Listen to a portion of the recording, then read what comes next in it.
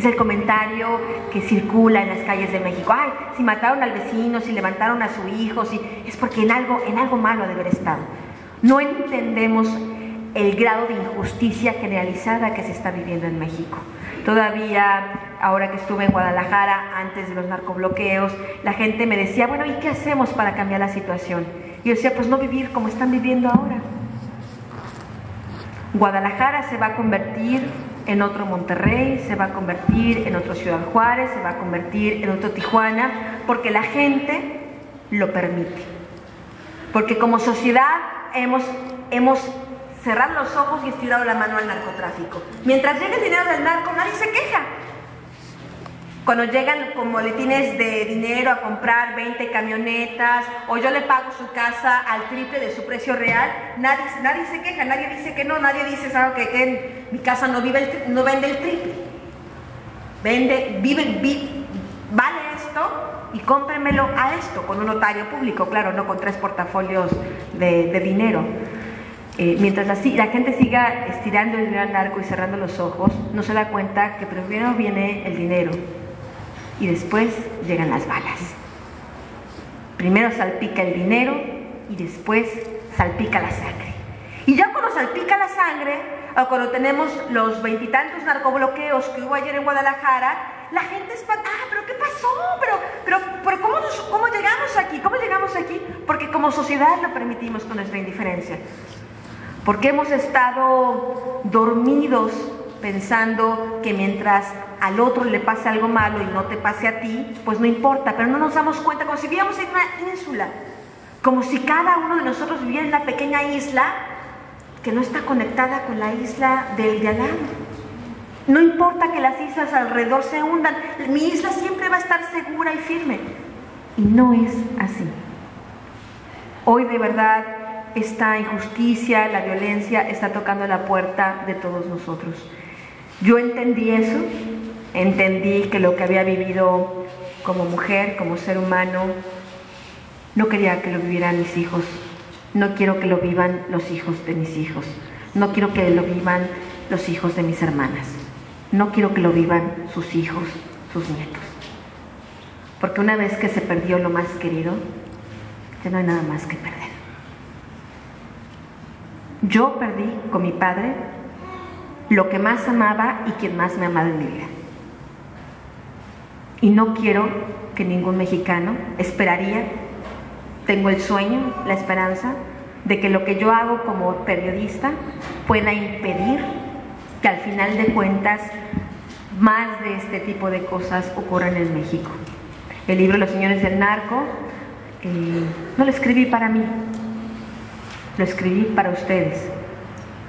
Las escritoras no escribimos para nosotras, no escribimos para mirarnos en un espejo y decir qué lindas estamos, o qué tristes estamos, o qué enamoradas estamos. Nuestra obligación como escritoras hoy en día, hoy en este momento crucial por el que está pasando en México, es a través de nuestro talento hacer que el otro entienda lo que estamos viviendo. Porque a veces lo vemos y vemos los noticieros y vemos los muertos y los descabezados, pero no lo entendemos. Lo escuchamos, pero no lo comprendemos. Hay gente, porque a veces los periodistas no tenemos ningún talento para escribir, y ve uno la nota en el periódico y no entiendes nada de todas maneras, porque la nota no te dice nada.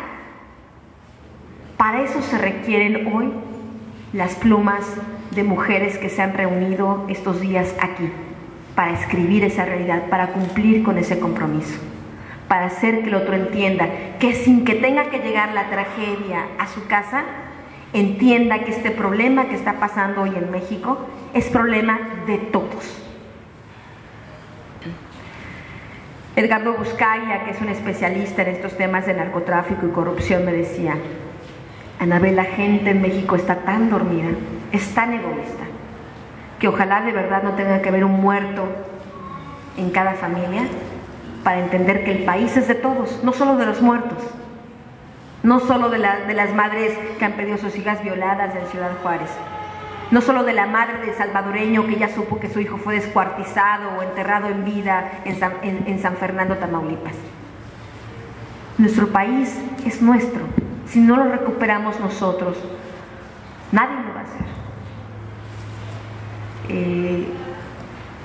Por supuesto, denunciar, delatar, escribir, ser testigo de esto escribiendo, por supuesto que representa un riesgo, sí lo representa. No nos hagamos tontos, tampoco yo quiero vender aquí, venderles una historia que no es. Por supuesto que tiene sus riesgos. Yo desde que salió el libro Los Señores del Narco en diciembre del año pasado, vivo con amenazas de muerte todo el tiempo. Mi familia ha sufrido atentados. He sido perseguida en la Ciudad de México. Y sin embargo, creo que el riesgo vale la pena. Por el futuro de mis hijos, por el futuro de los hijos de mis hermanos, por el futuro de sus hijos, yo sí creo que el riesgo vale la pena. Creo que hay dos maneras de afrontar el miedo. Hay quienes afrontan el miedo llorando y metiéndose debajo de la mesa, cerrando los ojos y pensando, si no veo y no oigo, no siento y no pasa nada. Y hay quienes se enfrentan al miedo pensando, tengo tanto miedo, tengo tantísimo miedo, que no puedo permitir que esto siga ocurriendo. Entonces el miedo se convierte en un motor de impulso. Yo, Anabel Hernández, claro que tengo miedo. Y es el miedo lo que me hace actuar. El miedo de que le pase esto a mis hijos. El miedo que esta historia que viví se pueda volver a repetir. Tengo tanto miedo de eso que no puedo quedarme en mi casa esperando a ver qué buen día ocurre. Tengo que salir, actuar, hablar, denunciar, escribir para impedir que esto vuelva a pasarme. No dejen que el miedo detenga su pluma ni sus palabras. Si tienen miedo, ocupen ese miedo para sacar impulso y demostrar valor. Si tienen miedo, no se queden llorando en su casa pensando que si no hacen nada, nada va a pasar. Porque si no hacen nada, al contrario, es mucho más probable en el ambiente que hoy se vive en México que algo malo les ocurra. A ustedes, a un ser querido.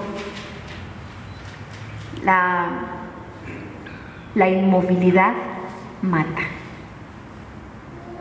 Lo que está matando a México no es solo la corrupción, no son solo los narcotraficantes, no es solo el señor Felipe Calderón, no es solo Genaro García Luna, el secretario de Seguridad Pública Federal.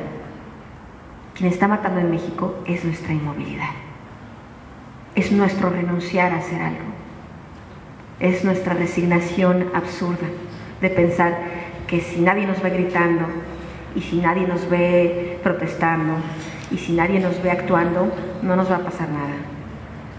Es al revés.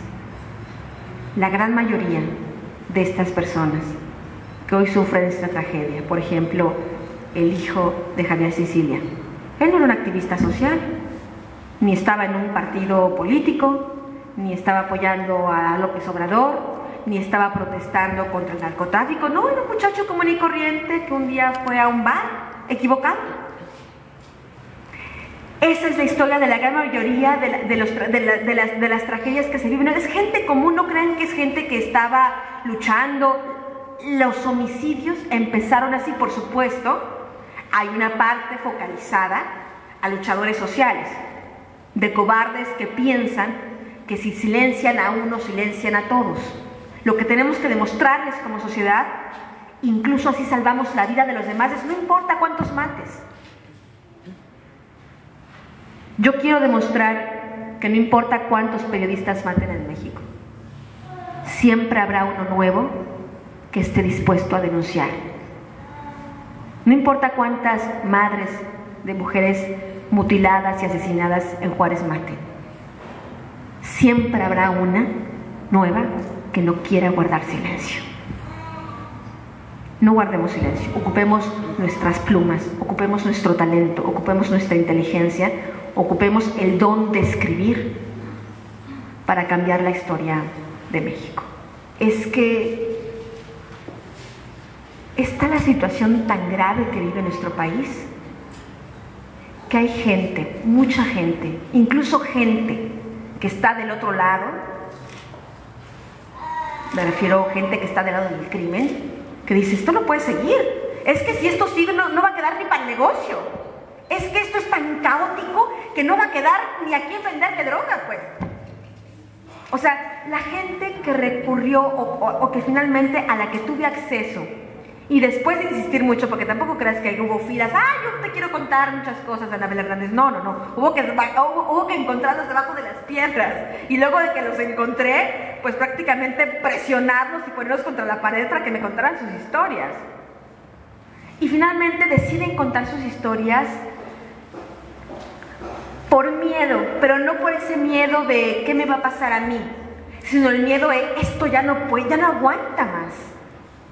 Si seguimos en este paso de corrupción, de colusión, si se sigue protegiendo solo un cártel, esto va a ser la hecatombe, o sea, no va a quedar nada, o sea, porque esta gente finalmente, hasta los narcos, hasta este general, tiene hijos y tiene nietos y viven aquí. Sí, hay mucha gente que ha podido agarrar sus cosas e irse a otro país, pero hoy se van a Estados Unidos y les digo de una vez, Estados Unidos pronto no va a ser un territorio para estar muy tranquilos, porque los mismos cárteles que están aquí en México están allá, y tarde que temprano, aunque por supuesto el sistema político de Estados Unidos sea mucho más sólido, las instituciones sean más sólidas, pues no hay institución que aguante la presión de la corrupción del narcotráfico.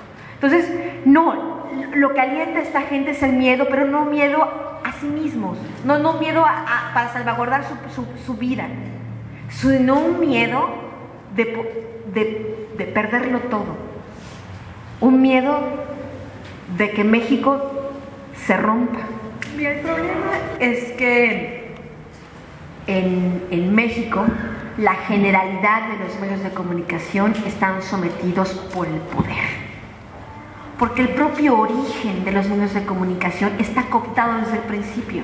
Desde que estamos pensando que el gobierno es el que da las concesiones para la televisión y si es el que da las concesiones para la radio, pues así como las da, las quita.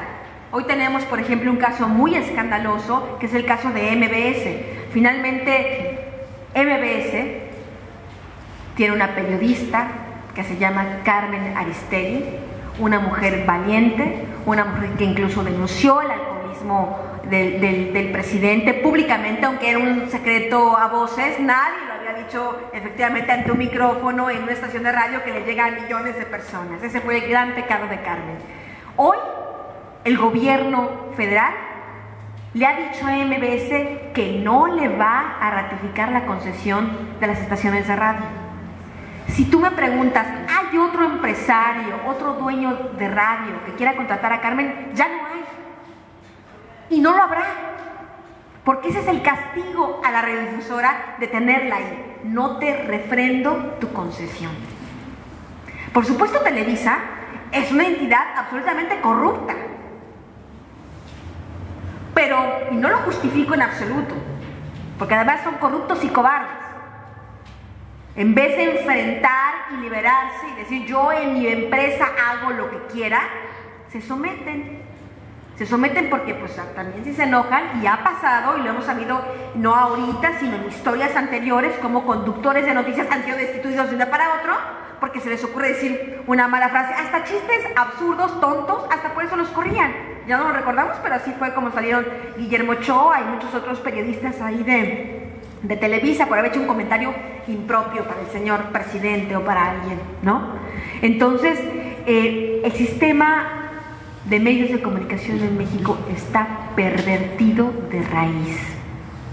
Y ahí sí hay que decirlo, la sociedad lo permite. Sabemos que Televisa nos cuenta mentiras, pero le prendemos. ¿Y por qué no mejor la pagamos? Porque Televisa, el señor Azcárraga, estaría en la calle pidiendo limosna si nosotros no le prendiéramos a la televisión. ¿Por qué no aprendemos a utilizar el poder de nuestra mano, de nuestro dedito? Aprenderle y apagarle a lo que valga la pena. También nos chutamos un montón de programas de radio que no nos aportan nada, que sabemos que nos están mintiendo, lo sabemos, y le prendemos. ¿Por qué no le apagamos? Leemos periódicos que saben que nos venden, pero con esos 5 pesitos, 10 pesitos, incluso, hay muchos ahora periódicos gratuitos. Ay, no te cuestan nada. No, sí te cuestan, porque en cuanto tú recibes el periódico, ese periódico ya vende la publicidad. Es que me lo reciben gratuitamente 100,000 personas, y por eso cobran la publicidad y de eso se mantienen. Entonces ni los que regalan son útiles, a menos que tengan información que nos sirva. Los medios de comunicación, los medios impresos, ¿por qué están ¿cuál es la perversión del negocio? La gran mayoría, más bien diría todos, la principal fuente de recursos es la publicidad del gobierno, llámese municipal, llámese estatal o llámese federal. Y mientras esa sea el principal fuente de ingresos, viene la censura, y la censura existe todos los días. No es por censura que decirte, te había contratado yo, Cedesol, una campaña de 20 millones de pesos para todo el año. Ya no. Demostremos ese poder como auditorio crítico. Por eso los medios de comunicación no dicen la verdad, porque todo el sistema está pervertido de raíz. Cambiemos las cosas. Digámosle al gobierno que las concesiones de radio y televisión no son suyas. ¿Por qué no son suyas? Son de nosotros. No debería depender de un hombre, de un funcionario, decir, te la doy o no te la doy, ¿me caes bien o me caes mal? No. Las concesiones son de todos, no de los funcionarios en turno, pero nunca hacemos valer ese derecho.